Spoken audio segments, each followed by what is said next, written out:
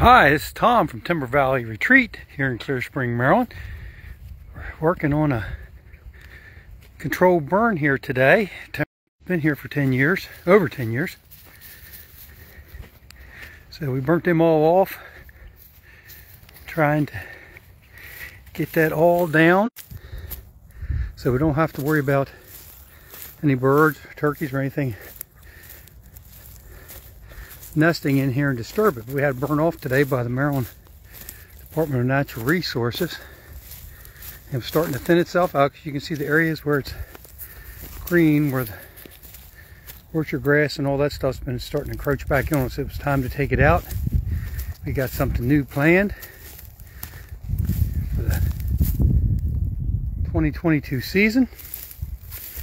You can see down across there's a lot of green down in there, and that's where orchard grass and all start to encroach on the warm season grasses, so it was time to take it out anyhow. So the first step of it is completed. Check back with us, and if we get some good rain, it'll be beautiful. So this is Tom from Timber Valley Retreat, working on an enhancement project here. We hope you can come see it, and I think it'll be some awesome photography opportunities. Have a wonderful day. Bye.